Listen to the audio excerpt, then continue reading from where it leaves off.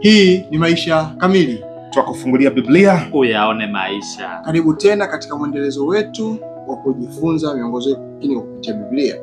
Leo tuko siku ya Ijumaa, tunapoenda kujibu maswali na kuhitimisha wiki. Basi kabla kuanza tupate kuomba. Baba yetu na Mungu mtakatifu, tunalitukuza jina lako. Tunakushukuru maana umekuwa mwema kwetu. Leo ikiwa siku ya mwisho, siku ya maandalio, tunapopitia maswali, tunapopitia somo lote la wiki hili, tunaomba uwe nasi. Uwe mwalimu kwetu, na huyu anayetusikiliza naye tuende naye pamoja. Tumeomba tukushukuru katika jina la Yesu Kristo. Amina. Amina. Tumekuwa na somo linasema upendo na haki. Amri kuu. Na tumekuwa na fungu, hebu tukumbushe fungu tulilo la fungu kuu. Ni Yohana wa kwanza 4:20. Mtu akinena, hebu soma hapo. Mtu akisema nampenda Mungu naye anamchukia ndugu yake ni muongo, kwa maana asiyempenda ndugu yake ambaye amemwona hawezi kumpenda Mungu ambaye hakumuona. Sasa kuna usemi kwamba dini zote za uongo zinawatia moyo au zinafundisha au zinaongoza waumini wake wasijali watu, mahitaji ya watu, za uongo. Hata kama unaonyesha upendo kwa Mungu ni uongo. Sasa hiyo hatari tunaweza kuwa nayo kama kanisa.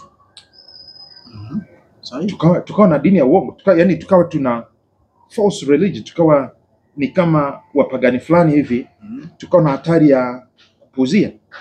Sasa kuna hatua gani ambazo nadhani tunaweza tukachukua kama waumini kutofika huko? Asante sana. Kweli kabisa kwamba kuna dini ambazo wanaweza kupuuzia mahitaji ya watu, alafu kujidai wao wanamwabudu Mungu. In fact mimi sioni kama kwanza ndio nisemea watu wani wajidi hata kitu kingine tofauti. Maana lengo lenu kubwa nyinyi ni kuakisi sura ya Mungu kwa watu wengine. Na tumesoma wiki hii katika dhambi kuu mbili pale. Ya kwanza sanamu, ya pili dhuluma. Na ukifanya ile ya kwanza sanamu, dhuluma unaenda kufanya. Sasa tufanye nini? Tufanye nini? Kitu cha kwanza, kubadilika sisi wenyewe. Kubadilika yani kwamba tuiredefine ile dini. Isiwe tu ni utaratibu au tamaduni wa kukutana. Practically sasa kivitendo tufanye nini? Practically kivitendo sasa. Tuanze kumuona kila hayo sasa ni mtazamo. Namuona ni jirani yangu. Kivitendo tufanyeje? Kuishi kama namna ambavyo Kristo yeye aliweza kuishi. Tutarudi tena hapo bado. Nashukuru. Amejibu tuje na yangu. Kwanza kabisa kabla hatujafika kwenye tuje na nini? Kukataa ni kumkataa Mungu. Kutojali ni kumkataa Mungu. Kwa sababu Mungu ametuumba kwa sura yake. Hapo ni kwamba wanamkataa uwepo wa Mungu. Sasa tuonyeshe vipi sasa? Namba 2, namna ya kufanya. Twende hapo. Namna ya kufanya. Mahitaji ya majirani, mahitaji ya ndugu yangu. Niweze kuungana na mwenye uhitaji, nimhurumie. Kwa hiyo tuwe na huruma. Kuna muda unaweza kukuta, kwa mfano sisi unaweza kumkuta labda mtu amelemewa na mzigo wake, labda anatembea. Cha kwanza ni kumhurumia, umsaidie kubeba mzigo. Mtu ana umri lakini unaona amelemewa, umsaidie kubeba mzigo. Kama kanisa, hiyo ni mtu mmoja. Kama kanisa tujue mahitaji ya washiriki. Mahitaji ya washiriki tukiyajua basi tuwatendee. Kwa hiyo kama mashemasi wale wahudumu wapite waangalie mahitaji. Wanasema upendo unaanza nyumbani. Tuna wajane makanisani. Je, tunawafuatilia hao wajane wanaishije, wanaendelea, yani hapo umenikosha. Yani hapo tukienda namna hiyo, hilo ni la kwanza. Lingine umeshapata lingine? Nje sasa. Kuainisha watu ambao wanahitaji huruma yetu. Shaainisha. Sisi sasa kwenda kuwapatia mahitaji. Sasa twende kwa moja. Jamani, ipo Segerea, kuna gereza liko hapo. Mahabusu iko Segerea hapa, nyingine Ukonga au magereza ya. Vipi kama tungekuwa na utaratibu kanisani wa kwenda kuwaona tu? Unajua hata kuwaona tu unaweza ukapata huruma, ukaanza kujifunza huruma hapa. Ni muhimu. Yale mazingira, hata hospitali, hata kwenda, sio ndugu yako, hata kwenda. Vipi kama, nadhani tukifikiria, tukienda upande huo, na huaga tuna sadaka tumeitenga kwa ajili ya wahitaji kabisa. Au Sabato tumesema tutatoa sadaka, au Jumapili tutatoa sadaka kwa ajili ya wahitaji. Kuwa na mfuko, sio tu ya kushtukiza, mfuko pale. Twende tu. Kuna mengi tunaweza kufikiria upande huu. Twende la pili. Jirani yangu ni mtu anahitaji huruma. Anahitaji huruma yangu ni jirani yangu. Na ninahitaji huruma yake naye ni jirani yangu, kwa sababu naweza nikahitaji huruma. Kwa hiyo ninayehitaji huruma yake ni jirani yangu, na anayehitaji huruma yangu ni jirani yangu. Nani anayehitaji huruma yako au unahitaji kumuonyesha huruma yako? Nani huyu ambaye ndio jirani anastahili huruma? Anayestahili huruma na ni kwenye inategemea na tutoe mfano. Labda tutakuwa kinadharia sana. Tutoe mfano. Tumezungumza hapa kwamba jamani, wagonjwa, wafungwa, yani hao watu wanahitaji huruma. Wajane, omba pale na nini, wajane, wote wanahitaji huruma. Ni ndio majirani zangu wote hao wanahitaji huruma. Sio wote, kwa sababu kuna mjane amebaki vizuri, mume wake amemwachia mali, lakini ni mjane. Anaweza akawa yani yuko tu vizuri, lakini kuna huruma za kiroho. Umkumbuke, muombe pamoja. Anaweza akawa asihitaji hata chakula au nini, lakini hata kumkumbuka kiroho, kumtia moyo. Yesu alikuwa ni mfano wetu katika kuonyesha huruma, si ndio? Aliponya, alisaidia wote. Alisema roho ya Bwana juu yangu. Nimetumwa. Ndio hizo matendo ya huruma yote alikuwa anafanya. Vipi kwenye kile kisa, kwa mfano wagonjwa wakienda hospitali, unaweza kuchagua yupi anastahili huruma na huyu hastahili, au wote tu wanastahili huruma? Twende pa wote. Kwa mtazamo wangu, utaombea, unasema mimi naombea nani, sibagui, naombea wote, mimi tayari tusimame tu nani, naombea yote wote nzima, sio nini. Kuna watu wana approach kama ile, ni nzuri, wote wanahitaji huruma. Pale kuna watu wanaokataa, wengine wanasema mimi sio wa imani hiyo, wengine yani mimi nataka tushuke pale. Tutahitaji Roho Mtakatifu, lakini kama tujajua kwa nini tuna uhitaji Roho Mtakatifu, hebu niwapatie kitu. Yesu sasa aliyesema Roho wa Bwana juu yangu, na alikuwa anapita na anaponya huruma. Bethsaida, Yohana sura ya 5. Kwenye kile kisima watu wanahangaika kujitupa mule ili waweze kupona. Walikuwa ni mmoja tu aliyemponya, walikuwa wengi? Walikuwa wengi. Bethsaida mmoja. Aliyemponya ni mmoja. Na wengine mbona aliwaacha? Imani zao labda. Yule mtu alionyesha uhitaji. Au miaka 38. Au wengine ndio walikuwa wana uhitaji. Walikuwa wana uhitaji. Lakini mbona Yesu alikuwa anaponya siku ya Sabato mtu amepooza tu, hata sio kama eti ni dharura kubwa sana, alikuwa na bado anamponya. Hawa mbona amewaacha? Aliongozwa na Roho. Aliongozwa na Roho. Asante sana. Yaani kujibu swali jirani yangu ni nani, tunahitaji macho ya rohoni. Amina. Imekaje? Imekaa vizuri. Macho ya roho. Injili inatakiwa kwenda kwa kila kiumbe, sio nini na nini. Haya, Roho wa Mungu nani, Paulo hapo ni missionary huyu. Anasema nataka nimtangaze Yesu popote. Yesu alafu anaingia mahali fulani, Roho wa Mungu anamkataza, anasema usiingie. Ni sawa. Sasa hata kama unasema mimi na huruma, lakini Roho wa Mungu anakuambia no, hapo hapana, huyo usimuombee, huyo usimsaidie, wewe ukalazimisha, Mungu ataikubali hiyo sadaka? Ataona kama ni utii? Ataona unampenda? Hapana. Hapo hujampenda Mungu. Tunahitaji Roho wa Mungu. Bila Roho wa Mungu inawezekana? Haiwezekani. Haya, lingine, Yesu Mungu wa haki tunasema haki na upendo, sio hivyo? Na Yesu aliwaambia wale waandishi na Mafarisayo wazingatie mambo makubwa ya katika Torati, ambayo ni nini? Huruma, fadhili, adili, imani na yote yanayofanana hayo. Tunawezaje kuwekeza? Mimi naona kama ni rahisi ku major on minor na ku minor on major. Yaani haya makubwa tukapuuza, madogo tukazingatia. Yaani mtu anazingatia kuvaa. Hebu naomba niulize tu, kuvaa kwa nje, lakini ndani kuvaa huruma. Sasa tunawezaje tukazingatia haya makubwa ambayo Yesu ameainisha na bila, of course, bila kuyaacha pia hata yale madogo? Mimi nadhani hapo cha kwanza ni uongofu wa ndani, kwa sababu wiki tulikuwa tunaangalia, mtu anaweza kusema kwamba nampenda jirani yangu, lakini natakiwa ule upendo wa Yesu, ule upendo wa Mungu. Kama nakiri kabisa kama wiki hizo, yaani naweza kuabudu,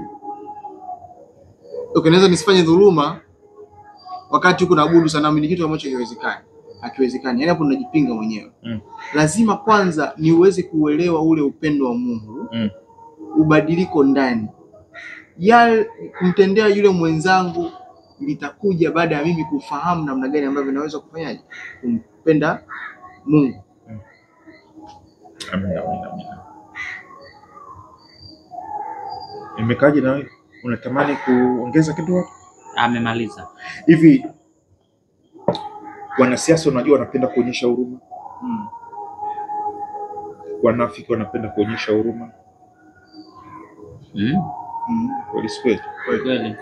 Na kuna tangazo tunalipata katika Mathayo sura 25 kwamba Mungu atahitaji wale walioonyesha huruma ndio waonyeshe huruma siku hiyo.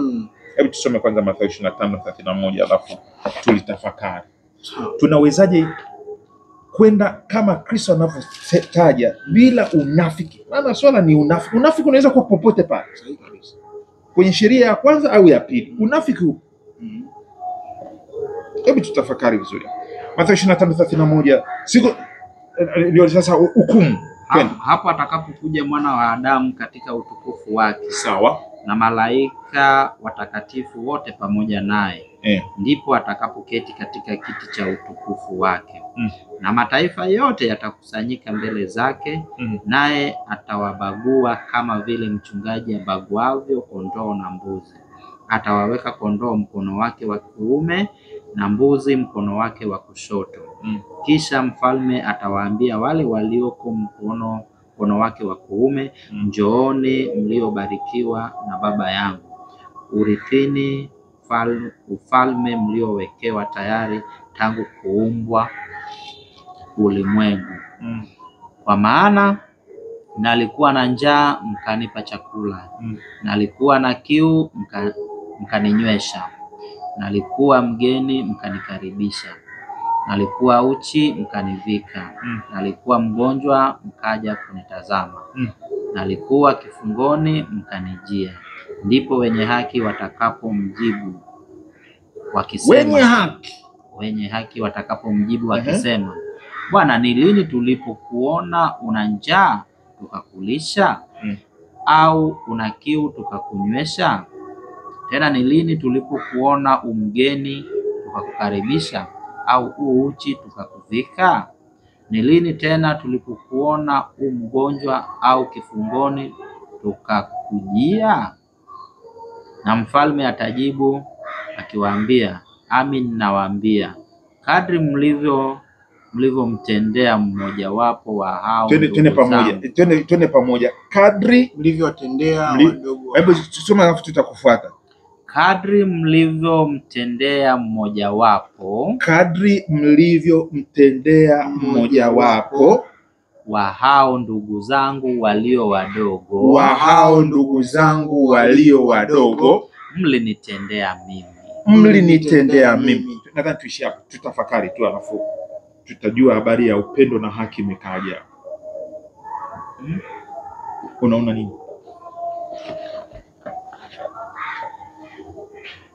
Ninapomlisha mwenye njaa, na mimi hili nimejifunza, nimefika hatua, yani mtu hata asiponiambia asante, nikimtendea jambo na mwacha, kwa sababu sijamtendea yeye, nimemtendea Bwana. Kwa hiyo ninapomlisha mwenye njaa pale, namtendea Bwana. Anayepokea ni Yesu.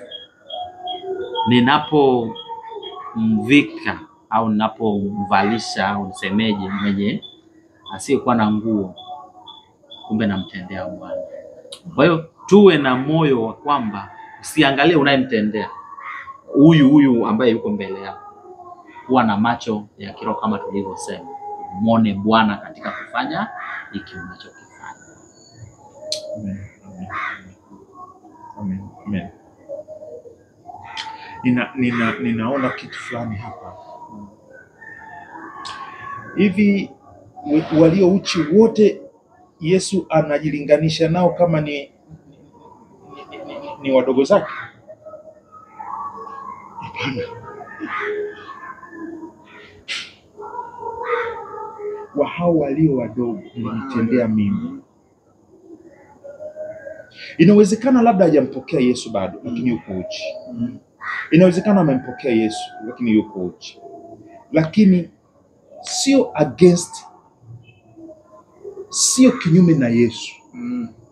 Naomba nikwambie, lazima tukunue, kuna kanuni nyingine anasema kama hayuko kinyume chetu, basi yuko pamoja na sisi. Kama mtu huyo naye kumsaidia hakupingi, umempelekea, amepokea. Yani kwa lugha nyingine inawezekana hata amfahamu Yesu vizuri, lakini mtoto wa Yesu ni potential disciple, anaweza kuwa au vinginevyo. Naomba nikwambie, ukimsaidia mwizi ambaye anataka endelee kuiba, ukawa na macho ya rohoni kabisa, huyu nikimponya hapa, nikaonyesha huruma, ataendelea, ataumiza wengine, ataua wengine 10 zaidi. Mimi nasema sidhani kama Yesu atakushuhudia roho wake, atakushuhudia kama mponya, lakini hayo ni maamuzi ya ndani ya rohoni. Maana hao walio wadogo ambao Yesu anasema, yaani ukiwasaidia umenisaidia mimi, lazima tuwatambue, ambao roho wa Mungu anatusaidia kutambua. Ila sasa mimi niseme, ili kuepukana na unafiki pia, tukimpenda Yesu sana, atatuonyesha wadogo zake. Amen. Alafu tukiona wadogo zake tutamuona tu Yesu.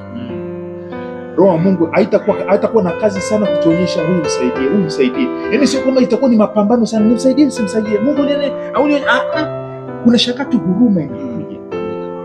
Na naomba kitu kingine mimi nilichokiona ni kukataa huruma za kipepo. Zinaua. Huruma za nini? Za kishetani, za kisauli, zinaweza kukutenga na Mungu. Kwa hiyo kama tutaomba Mungu atuongoze, roho yule atuongoze, asitutie kwenye majaribu, lakini atuokoe na yule mwovu, mimi nasema tutakuwa katika miongoni wale watakaopongezwa, walioonyesha upendo na haki. Kwani tusiombe tunapohitimisha? Baba yetu wa mbinguni, umetufundisha mengi kuhusiana na upendo na haki. Tunainama chini tukisema tunahitaji uponde mioyo yetu, ambayo mingine imependa hela sana kuliko watu, imependa dini kuliko watu, imependa sifa zetu, heshima zetu kuliko wadogo zako. Tunaomba ukatuonyeshe Yesu tena, ili tuweze kumuona kwa wadogo zake.